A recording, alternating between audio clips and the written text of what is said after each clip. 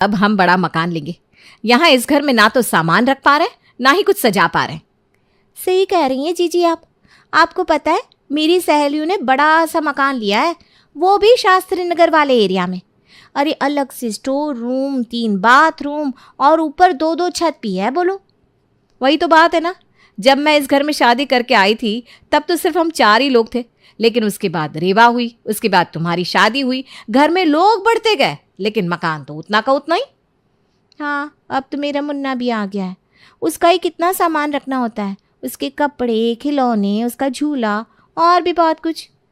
अरे मैंने तो कितनी बार कुंदन से कहा है कि नया घर देख लो, वो मेरी कोई बात सुनते ही नहीं कभी। मैंने भी कितनी बार कहा नीरज से, वो भी मेरी कहाँ सुनते हैं। बस दुकान से घर, घर से दुकान, यही जिंदगी इन दोनों भाइयों की है। ऊपर से अगर कोई मेहमान आ जाता है तो और दिक्कत, कहाँ सुलाए, कहाँ उसका सामान रखे। जीजी, मैं क्या कहती हूँ कि हमें ना माँ जी से बात करनी चाहिए। दोनों बेटे माँ जी की बात कभी नहीं टालते। अरे हाँ, ये बात तुमने सही कही आरती। दोनों बेटे हमारी बात को अनसुना भी कर सकते हैं, लेकिन अगर माँ जी उनसे कहेंगी ना तो वो मना नहीं करेंगे। वैसे भी माँ जी को तो यहाँ रहे या बड़े मकान में उन्हें कोई खास फर्क नहीं पड़ता, लेकिन हमें तो अब नए मकान की बहुत ज़रूरत है। वो सब तो ठीक है छोटी, लेकिन माँ जी से कहेंगे क्या? वो हमारी बात क्यों मानने लगी? जी, उन्हें मनाना नहीं, दिखाना पड़ेगा कि हमें इस घर में कितनी दिक्कत है, जिससे वो खुद अपने बेटों से बात करे। हाँ, हम ऐसे दिखाएंगे कि यहाँ उनकी पुती रेवा और मुन्ने रोनित के लिए भी जगह नहीं है। और वैसे भी ना माँ जी बहुत बोली है, वो मान ही जाएंगी। हाँ, सही कहा जीजी। हमें बस उनकी आंखों के सामने ये जताना है कि यहाँ हमें इस घर में बहुत दिक्कत है। यामिनी और आरती को अब किसी भी हालत में नया मकान चाहिए था। अब इसके लिए उन्होंने देविका के सामने ये जताना शुरू कर दिया कि उन्हें इस घर में बहुत तकलीफ हो रही है। आरती, ज़रा सुनना तो। हाँ जीजी, बोलिए ना, क्या हुआ? आप बहुत परेशान लग रही हैं। अरे आज के दिन रेवा को तेरे कमरे में पढ़ाई करने देना प्लीज़। क्यों जीजी, क्या हुआ? अरे कुछ नहीं, हमारे कमरे में शोर बहुत हो रहा है, रेवा पढ़ ही नहीं पा रही, इसलिए कह रही हूँ आज के दिन रेवा को तेरे कमरे में पढ़ाई करने देना। जीजी, रेवा तो मेरी बेटी जैसी है, लेकिन मेरे कमरे में रोनित बार बार रोता है, कभी सोता है कभी बैठता है। इससे रेवा ना वहाँ पढ़ाई नहीं कर पाएगी। हाँ ये बात भी सही है तेरी छोटी, मुन्ना भी तो अभी छोटा है ना, उसके लिए भी तो जगह चाहिए होती है। अरे दीदी, रात को भी इस मोहल्ले में बहुत शोर होता है, इसलिए रोनित सो ही नहीं पाता। बहुत परेशान हो गई हूँ मैं तो। हाँ, अब मुझे ही देख ले, रेवा भी अभी 5 साल की हो गई है, उसके लिए अलग से कमरा होता तो मैं उसे अलग से पढ़ा पाती, कुछ सिखा पाती, लेकिन अब क्या कर सकते हैं, जो है सो है। हाँ सही कहा जीजी, अब हमें एडजस्ट तो करना ही होगा ना। चल कोई बात नहीं, मैं रेवा को अपने कमरे में ही शोर में ही पढ़ाई करवा देती हूँ, अब जैसे भी मार्क्स आए उसके। यामिनी और आरती का ये प्लान इस तरह चलता रहा कुछ दिनों तक। वो हर बात में देविका को ये समझा रही थी कि इस घर में उन्हें कितनी दिक्कत है। जीजी, आपकी अलमारी में थोड़ी सी जगह होगी? क्यों, क्या हुआ? क्या बताऊं जीजी आपको, मेरी मम्मी ने रोनित के लिए कुछ सामान भेजा है, लेकिन मेरा कमरा तो इतना छोटा है, आप जानती है ना, थोड़ी सी भी जगह नहीं है मेरे कमरे में सामान रखने के लिए। हाँ ये बात भी सही है, लेकिन सच कहूँ जगह मेरे कमरे में भी नहीं है। फिर भी एक काम करती हूँ, रेवा का कुछ सामान हटाकर थोड़ी सी जगह बना लेती हूँ। आपका बहुत बहुत शुक्रिया जीजी, अगर मेरा कमरा बड़ा होता तो मैं आपको कभी नहीं कहती। आरती, मेरे कमरे में भी जगह है, तुम मुन्ने का सामान वहीं रख दो, रेवा का सामान वहीं रहने दो। यामिनी। जी माँ जी, थैंक यू। वो क्या है ना, बच्चे बड़े हो रहे हैं, उनका सामान भी बढ़ता जा रहा है, इसलिए आपको तकलीफ़ देनी पड़ रही है बस। अरे नहीं, तकलीफ़ किस बात की, मैं भी समझ रही हूँ कि अब हमें बड़े मकान की ज़रूरत है। वही तो माँ जी, लेकिन कुंदन और नीरज से कैसे कहे कि हमें कितनी तकलीफ़ हो रही है इस घर में, हमें तो एडजस्ट करना ही होगा ना। अरे नहीं नहीं, अगर दिक्कत है तो मैं उन दोनों से बात करती हूँ कि कोई बड़ा सा मकान देख ले जिसमें सब लोगों के लिए कमरे हो, आने वाले भविष्य में तो बच्चों को भी कमरा चाहिए होगा ना। जी माँ जी, अगर आप बात करेंगी ना तो वो दोनों आपकी बात कभी नहीं टालेंगे। हाँ माँ जी, आप रात को ही उन दोनों से ये बात कर लीजिएगा। ठीक है। यामिनी और आरती का प्लान अब जाकर कामयाब होने वाला था। देविका रात को अपने बेटों से बात करने वाली थी। अब देविका को और अपने पतियों को खुश करने के लिए यामिनी और आरती ने अपनी सास की पसंद का खाना बनाया। रात को जब सब लोग खाने के टेबल पर बैठे थे, अरे वाह, आज तो सब कुछ माँ आपकी पसंद का बनाया। चलो अच्छा, कभी कभी माँ की पसंद का भी खाना बनाया करो। अरे हम तो रोज़ ही माँ जी की पसंद का खाना बनाए, इतनी अच्छी माँ जी हैं हमारी। बाकी सासों को देखा है आपने कैसी होती है? हमारी माँ जी तो हमसे कुछ नहीं कहती। माँ तो पहले से ही कोमल स्वभाव की रही है। अच्छा, बस भी करो मेरी तारीफ करना सब लोग। आज मुझे तुम दोनों से बहुत ज़रूरी बात करनी है। हाँ माँ, कहो ना, कुछ चाहिए क्या आपको? कोई तकलीफ़ हो तो मैं डॉक्टर के पास ले चलता हूँ। अरे नहीं, मुझे कोई तकलीफ़ नहीं है, लेकिन हाँ, मुझे कुछ चाहिए ज़रूर। माँ, आपको हमने कभी ना कहा है क्या? आप बस बताइए आपको क्या चाहिए। तुम दोनों अब एक बड़ा सा मकान देख लो। इस घर में बच्चे बड़े हो रहे हैं, कभी मेहमान आ जाए तो जगह की कितनी कमी हो जाती है, बहुओं को कितनी तकलीफ़ सहनी पड़ती है। माँ, लेकिन ये मकान इतना भी छोटा नहीं है। हाँ, लेकिन अब लोग भी तो बढ़ गए हैं ना इस मकान में। मैं कह रही हूँ ना, इस मकान को बेच दो और दूसरा मकान देख लो। ठीक है माँ, हम कल ही नया मकान देखना चालू कर देते हैं। और हाँ, किसी अच्छे एरिया में मकान देखना, ठीक है? जी माँ, जैसा आप कहें। यामिनी और आरती एक दूसरे को देखकर मुस्कुरा रही थी कि अब फाइनली उनका सपना पूरा हो जाएगा और वो बड़े घर में रहने चले जाएंगे। वो दोनों तो अपने कमरे के लिए अलग अलग सजावट का सामान भी देखने लगी थी। देखना छोटी, ये कैसा है? अरे जीजी, ये गमला तो बड़ा ही सुंदर है ना? ये मैं अपने कमरे में रखूंगी। कुंदन और नीरज जो मकान देखकर आए ना, वो मकान बहुत बड़ा है। उसमें से 2 सबसे बड़े कमरे हम दोनों लेंगे। जीजी, मैं तो अपने कमरे में वो नेट वाले पर्दे लगाऊंगी, मस्त वाले। अरे मैंने तो सोच लिया है कि अपने बाथरूम में वो आजकल नया जो हाथ धोने का साबुन निकला है ना, महंगा वाला, वो रखूंगी। दीदी, मैंने भी सोच लिया है कि मैं अपने कमरे में आजकल वो गोल पलंग नहीं आता राजा महाराजाओं वाला, वो रखूंगी और सिल्क की चादर बिछाऊंगी उस पर।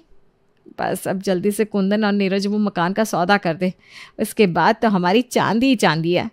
हाँ, सही कहा दीदी। एक बार हम रहने चले जाए फिर तो पूरा घर हमारा है बस। कुंदन और नीरज ने एक बड़ा सा घर देख लिया था और इस घर की कीमत भी उन्हें अच्छी मिल गई थी। उन्होंने जल्द ही इस घर का जो भी ज़रूरी सामान था वहाँ रखवा दिया और उस घर में रहने चले गए। अरे छोटी, यहाँ के कमरे कितने बड़े बड़े हैं ना? हाँ जीजी, उस घर से तो काफ़ी बड़े हैं यहाँ के कमरे। अरे हम दोनों ने तो अपने अपने कमरे ले लिए, अब माँ जी को कौन सा कमरा देना है? माँ जी को क्या ज़रूरत है इतने बड़े कमरे की? 2 जोड़ी कपड़े तो हैं उनकी और कोई सामान भी नहीं है। हाँ, इन 2 कमरों में से बड़ा एक और कमरा है, वो हम बच्चों को दे देते हैं और एक जो ऊपर का साइड वाला कमरा है ना, वो मेहमानों के लिए रख देते हैं। जी, मैं क्या कह रही थी, एक जो छोटा कमरा नहीं है वो माँ जी को दे देते हैं। हाँ, वैसे इस घर का छोटा कमरा भी उस घर के कमरे से तो बड़ा ही है उनके लिए। वही तो जीजी, ये कमरा भी उस घर के कमरे से तो बड़ा ही है उनके लिए, हम उन्हें ये कमरा दे देते। हाँ, यहाँ पुरानी अलमारी आ जाएगी और कुछ खास करने की ज़रूरत भी नहीं पड़ेगी। माँ जी को क्या फ़र्क पड़ता है नए पर्दे है या नहीं, या सजावट है या नहीं? अरे उनके लिए तो ये छोटा कमरा भी बहुत है। कोई बात नहीं बहू, मेरे लिए तो ये बहुत है कमरा। तुम दोनों तो खुश हो ना? अब इस घर में आकर यहाँ तो बहुत जगह है घर में सबके लिए। हाँ माँ जी, जगह तो बहुत है, लेकिन नया घर है और पुराना सामान रखना अजीब सा लग रहा है, इसलिए हम सोच रहे थे कि कुछ सामान आपके कमरे में रख देते। अच्छा, लेकिन मेरा कमरा तो पहले से ही छोटा है, वहाँ सामान रखना सही रहेगा क्या? अरे माँ जी, आपकी एक अलमारी तो है, बस उसके अलावा आपके पास और कुछ है भी नहीं। हाँ माँ जी, हम दोनों के पास कुछ सामान है, वो हम यहाँ रख देते हैं। ठीक है, तुम दोनों को जैसे समझ में आए वैसा करो। देविका का स्वभाव काफ़ी कोमल था, वो ज़्यादा कुछ भी अपनी बहुओं को कहती भी नहीं थी। छोटा कमरा मिलने के बाद भी दोनों, यामिनी और आरती ने अपना सामान यहाँ रखा हुआ था, लेकिन उसके बाद भी देविका ने उनसे एक शब्द भी नहीं कहा। अरे छोटी, ये गमला मंगवा तो लिया है, लेकिन अब मुझे पसंद नहीं आ रहा। तो अब जीजी, इतना महंगा गमला फेंक भी तो नहीं सकते। हाँ, इतना महंगा ले लिया और कितना भारी भी है, कहाँ रखूँ? इसे फेंकना भी नहीं है और मेरे कमरे में रखना भी नहीं है। जी, माँ जी का कमरा है ना, वहाँ रख दीजिए उसे, फेंकना भी नहीं पड़ेगा और इसी घर में रहेगा। अरे वाह छोटी, क्या सुझाव दिया है। माँ जी का कमरा वैसे भी ऐसे ही पड़ा हुआ है, उनको क्या करना है अगर ये कमला वहाँ पड़ा रहेगा तो? जिस देविका की वजह से यामिनी और आरती को इस बड़े घर में रहने का मौका मिला था, उसी देविका के कमरे को उन दोनों ने स्टोर रूम बना दिया था। अरे मैंने कहा था ना, हमारा कमरा तुम्हारे कमरे से बड़ा है। हाँ, मुझे तो विश्वास ही नहीं हो रहा था, लेकिन इस घर को देखने के बाद सच में इस घर के कमरे तो काफ़ी बड़े बड़े हैं। उस घर के मुकाबले तुम्हारा ये घर काफ़ी बड़ा और सुंदर भी है। अरे हमने अपने पतियों को पहले ही कह दिया था कि हम ऐसे वैसे घर में नहीं रहने वाले, हमें चाहिए तो बड़ा सा घर ही चाहिए। नहीं तो क्या, देखो ये बाथरूम कितना बड़ा है, इसमें सब कुछ नया रखवाया है। तुम्हारे पति तो काफ़ी बात मानते हैं। एक हमारे पति हैं जिन्हें हमेशा ही खर्चे की पड़ी रहती है। अरे अब हर किसी की किस्मत है और क्या। वैसे उस घर में हमें उतनी दिक्कत नहीं थी, लेकिन हमने एक बार कहा और हमारे पति मान गए। कहा कि नहीं, हमारी पत्नियों को, हमारे बच्चों को कोई तकलीफ नहीं होनी चाहिए। अरे यामिनी, तुम तो कह रही थी कि तुमने महंगा वाला वो बड़ा सा गमला लिया है, वो तो कहीं दिखाई नहीं दे रहा।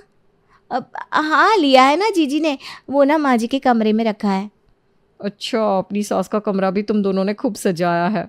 अरे नहीं नहीं, वो तो बड़ा सा गमला बहुत भारी था और मुझे ना खास पसंद नहीं आ रहा था, तो मैंने माँ जी के कमरे में रख दिया। आओ ना, तुम दोनों को दिखाते, वो गमला माँ जी के कमरे में ही पड़ा है।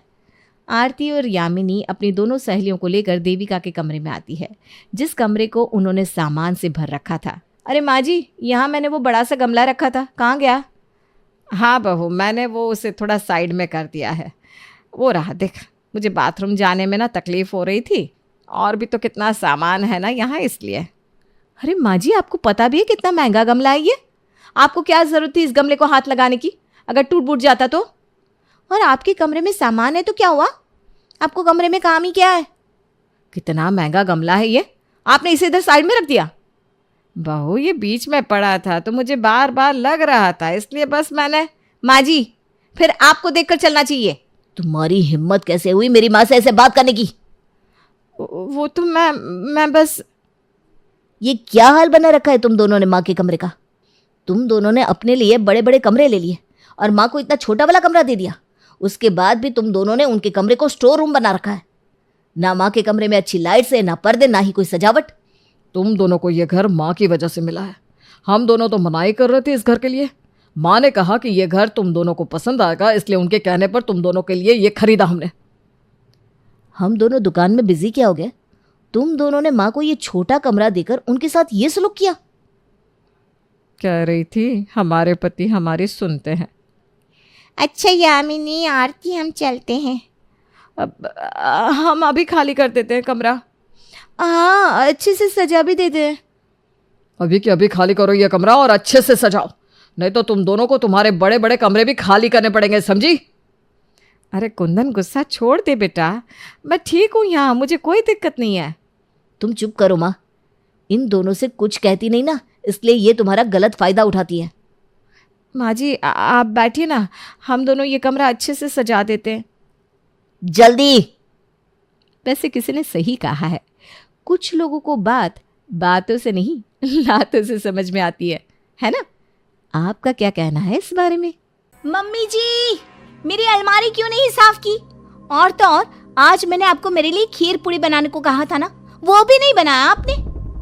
अब मुझे माफ कर दे बहू, दरअसल ना वो आँख लग गई थी, गोलियां खाई थी ना, उसकी वजह से।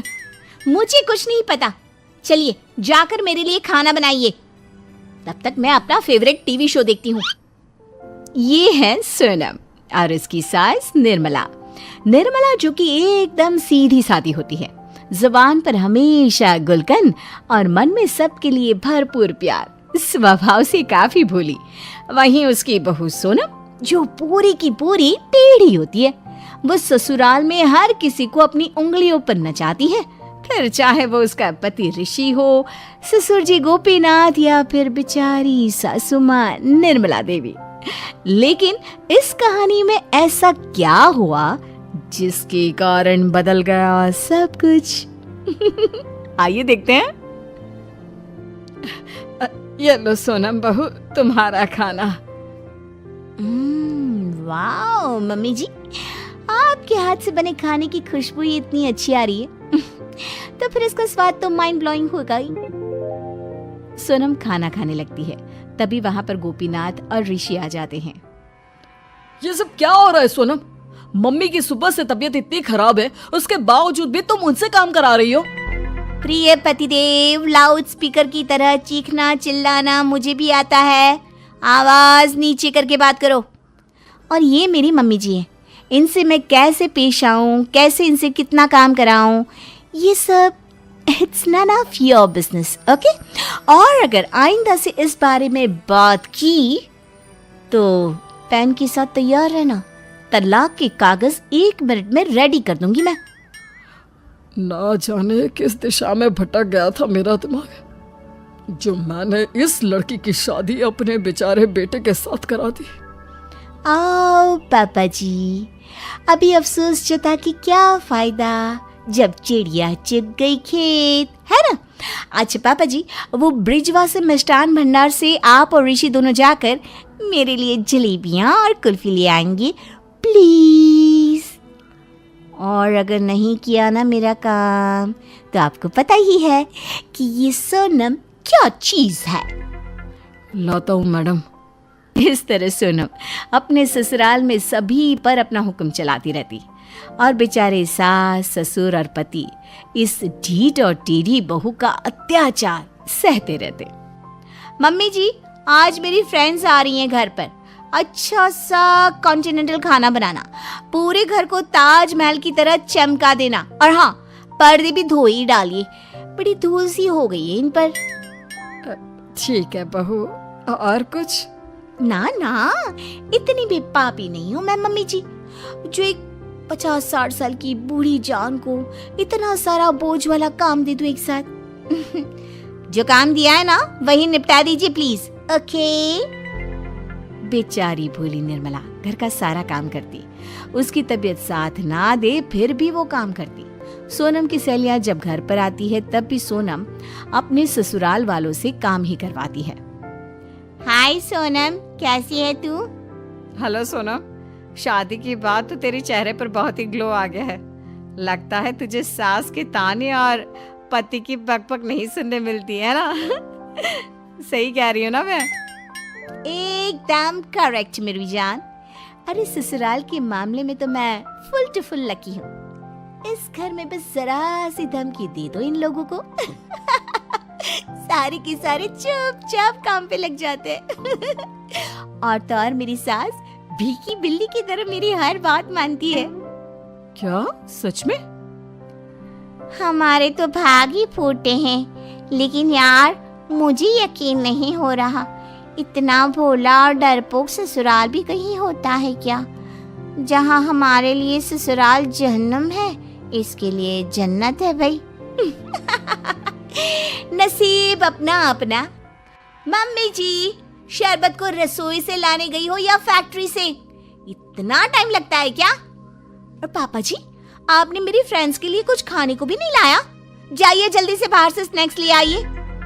लेकिन बेटा, बाहर इतनी तेज बारिश हो रही है, मुझे झट से जुकाम हो जाता है ना। मैं ऑर्डर कर देता हूँ बेटा। ओफो, ऑर्डर करोगे तो उस डिलीवरी बॉय को इस तूफानी बारिश में आने के लिए 7 जन्म लग जाएंगे। आप ही चले जाइए, चलिए। पापा जी, जाते हो या नहीं? बेचारा गोपीनाथ तूफानी बारिश में भीग कर जाता है और सोनम की सहेलियों के लिए स्नैक्स लाता है। एक बार सोनम अपने कमरे में ऋषि से कहती है, ऋषि, मेरे प्यारे प्यारे सुहाग, मेरे पैर में ना बहुत दर्द हो रहा है।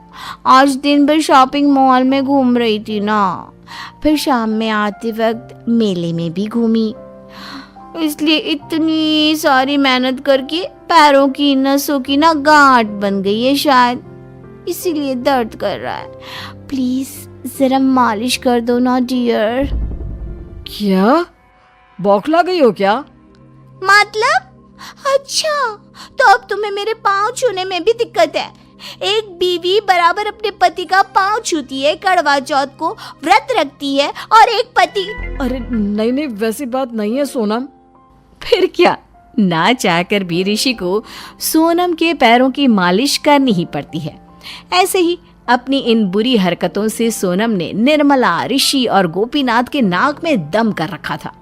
एक दिन अचानक से गोपीनाथ अपने साथ एक नई नवेली दुल्हन को ले आते हैं जो उसी की उम्र की होती है।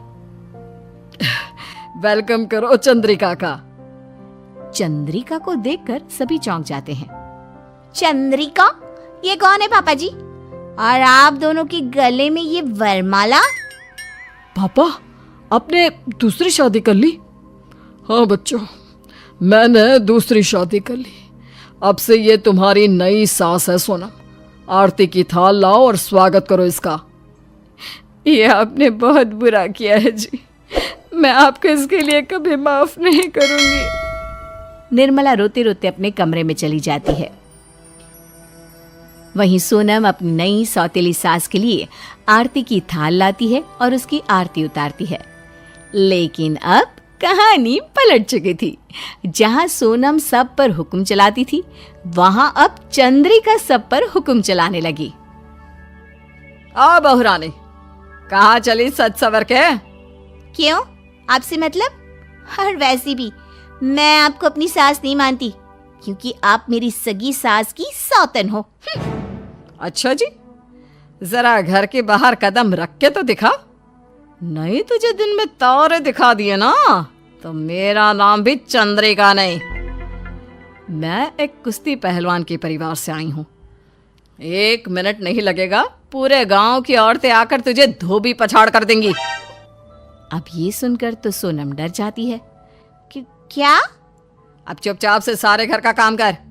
56 भोग बना, पूरे घर को साफ कर, छत पे पापड़ सुखा और बाजार जाकर राशन और सब्जियां भी ला देना लगे हाथ। इतना सारा काम? हाँ तो अब कोई आनाकानी ना करना, चुपचाप फटाफट से सारा काम निपटा देना। हाँ ठीक है। सोनम घर का सारा काम करती है और अपनी नई सास चंद्रिका की सेवा में जुट जाती है। चंद्रिका उसे अपनी इशारों पर नचाना शुरू करती है। बस अब और साफ सफाई नहीं होती मुझसे। हे भगवान बचा लो, ये कौन सी नई आफत आ गई घर में। मेरा तो जीना दुश्वार हो गया है। इससे अच्छा तो मेरी पहले वाली सास ही थी। निर्मला मम्मी जी की ही इतनी सेवा करी होती तो एक वक्त पे वो भी चल जाता। निर्मला और चंद्रिका दोनों सौतन जब जब घर में आमने सामने आती तो वो बहू के सामने एक दूसरे से बात तक नहीं करती। चंद्रिका गोपालनाथ, ऋषि और निर्मला से ठीक से पेश नहीं आती। चंद्रिका जी, मुझे टीवी का रिमोट दे दो ना, मुझे मैच देखनी है। नहीं, मैं नहीं दूंगी। फिलहाल सास और बहू दोनों की कहा सुनी हो रही है, मुझे ये सीन देखना है। अरे लेकिन मेरी मैच भी तो इम्पोर्टेंट है। मैंने कहा ना, ये कैसा लड़का है आपका गोपालनाथ जी? ढीठ है एकदम और तमीज भी नहीं है। मुझे आंटी चंद्रिका जी कह रहा है। होगी भी कैसे जब माँ ही ऐसी है तो। और बहू तो बस पूछो ही मत, बहू तो एंटिक पीस है बिल्कुल। अपने और अपने परिवार की बुराई सुनकर सोनम गुस्से से बोल पड़ती है। ओ चंद्रलोक से आई हुई चंद्रमुखी चंद्रिका, अपनी जुबान को ना जरा काबू में रखो, समझी? एक तो मेरे नाक में दम कर रखा है काम करवा करवा के, ऊपर से मेरे परिवार से इतनी बदतमीजी से बात कर रही हो। आज से मैं तुम्हारा कहा हुआ कोई काम नहीं करूंगी। मैं सिर्फ अपनी निर्मला मम्मी जी का ही कहना मानूंगी। Mummy ji I love you, छप्पी पाओ आओ। तभी सभी हंसने लगती हैं और सोनम ये देखकर सोच में पड़ जाती है। क्या हुआ, आप सब हंस क्यों रहे हो? बेटा, मैं कोई तेरी सास की सौतन नहीं, बल्कि तेरी मौसी सास हूँ, यानी कि निर्मला की बहन। और ये सब तो एक नाटक था। ये सुनते ही सोनम की होश उड़ जाते हैं। तुम्हें ये अंदाजा दिलाने के लिए कि तुम कितनी गलत थी। हमें पता था कि तुम में भी दिल है और वक्त आने पर वो दिल भी बोले और तुम्हारा घमंड और अकड़ पीछे छूट जाए। आई एम सो हैप्पी कि तुमने अंत में मम्मी को चुना और तुम्हें हमारी कीमत महसूस हुई। सोनम भावुक हो जाती है। मुझे माफ कर दीजिए और शुक्रिया, इस नाटक के जरिए ही सही, लेकिन मुझे सबक तो सीखने मिला। अब मैं मेरी सास, मेरे ससुर या मेरे पति तो क्या, किसी के भी साथ बदसलूकी और टेढ़ेपन से व्यवहार नहीं करूंगी। हर किसी के साथ खुशी से और प्यार से रहूंगी। इस तरह सोनम सुधर जाती है और पूरा परिवार खुशी खुशी एक साथ रहने लगता है।